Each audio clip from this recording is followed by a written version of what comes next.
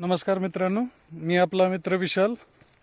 तर आज आपण बघणार आहोत की तणनाशकाच्या चुकीमुळे आपला गहू जळालेला आहे. तर आपण त्याच्याबद्दल आज बोलणार आहोत. तुम्हाला वाटत असेल याचा गहू जळाला हा हसतोय का, पण हसण्यासारखंच कारण आहे आणि एकदम क्षुल्लक कारणामुळे तो गहू जळालेला आहे आपला. तुम्ही पाहू शकता की आपण लास्ट टाइम तुम्हाला गव्हात तणनाशक मारतानाची एक व्हिडिओ बनवली होती आपण, आणि त्या व्हिडिओमध्ये आपण सांगितलं होतं की कुठले तणनाशक वापरलेत आणि त्याचे प्रमाण कसे कसे होते आणि कसं कसं आपण त्याचा उपयोग केलेला आहे.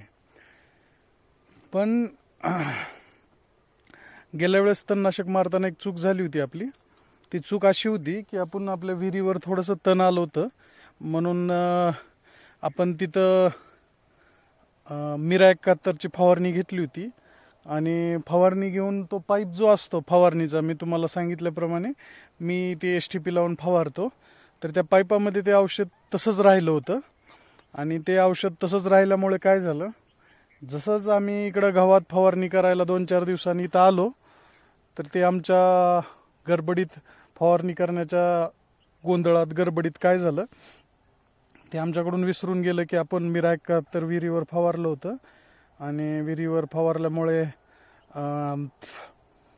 त्या पाईपामध्ये एखाद्या वेळेस मिरा 71 वगैरे असू शकतं आणि त्याचं आपण लक्ष केलं नाही.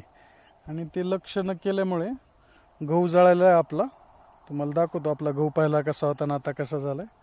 हे आता आपला गहू आहे, मस्त फुटवा वगैरे झालेला आहे. याच्यावर आपण एक टॉनिकची फवारणी वगैरे घेणार आहोत आणि ती टॉनिकची फवारणी घेताना मी तो व्हिडिओ बनवणार आहे.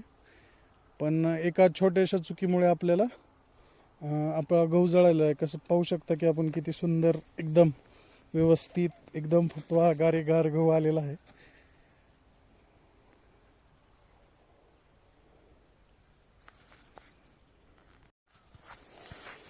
तर तुम्ही पाहू शकता आपला गहू कसा एकदम सुंदर सुंदर असा फुटवा झालेला आहे, एकदम व्यवस्थित. आणि हे तण पण मरत आहे, पिवळं झालेलं आहे, एकदम वाकडं झालेलं आहे, मरत आहे. आणि हे आपण बघत आहे कसा सुंदर एकदम फुटवा वगैरे झालेला आहे, छान असा.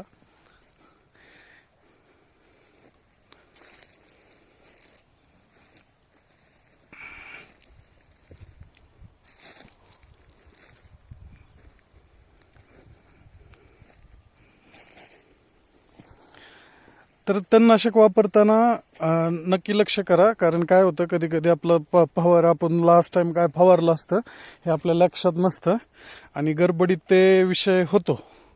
आणि गडबडीत विषय झालं की असं काहीतरी दुष्परिणाम होतात. हे पाहू शकता की हे गहू आपला इथला जळालेला आहे. हा एकदम चांगला आलेला एवढा जो भाग आहे तो एकदम असा मिरा 71, त्याच्यात त्या पाईपामध्ये थोडंसं मिरा 71 राहिल्यामुळे हा कम्प्लीट एकदम वॉशआउट झालेला आहे. याच्यात काहीच राहिलं नाही, एकदम जळून खाक झालेलं आहे. आता याच्यात आपण डबल टोकन केलेलं आहे, तरी पण पाहू शकता की हे स्टार्टिंगला आपण इथून फवारायला चालू केलं होतं. नळी आली आणि ती नळी घेऊन इथून फवारायला चालू केलं, तर इथला थोडासा भाग, हा पूर्ण भाग आणि इकडला थोडासा भाग हे पूर्ण तणनाशकामुळे जळून गेलेलं आहे. तर तणनाशक वापरताना तुमचा पंप स्वच्छ करणे खूप गरजेचं आहे. तुमच्याकडे STP असेल तर तो नळी साफ करणं सुद्धा खूप गरजेचं आहे. नळी नाही साफ केलं तर असे दुष्परिणाम होऊ शकतात. हे पाहू शकता एकदम असाच आला होता तो पण हे पाहू शकता की हे मिरा 71 थोडंसं नळीमध्ये शिल्लक राहिल्यामुळे हा सगळा खेळ झालेला आहे. आणि अशा प्रकारे एवढा गहू आपला जळालेला आहे. तर तणनाशक वापरताना पंप स्वच्छ करा आणि नळी स्वच्छ करा आणि अशा चुका टाळा, कारण अशा छोट्या छोट्या चुकामुळे खूप सारे नुकसान होऊ शकते. आणि असे छोटेसे चुकामुळे नुकसान झाल्यावर माणसाला थोडंसं स्वतःचा राग पण येतो, कारण लक्षात येतं की आपण किती अनअवेअरनेसमध्ये राहतो, आपण किती झोपीत असतो, किती गडबडीत असतो. तर कामं टायमावर करा, त्याच्यामुळे गडबड होणार नाही. आणि शक्यतो तणनाशक वापरल्यानंतर लगेचच पंप ठेवतानाच त्याला साफ करून त्याची नळी साफ करून ठेवत चला, म्हणजे नेक्स्ट टाइम तुम्हाला वापर करत असताना असे काय अपायकारक परिणाम होणार नाहीत. तर आजच्यासाठी एवढंच.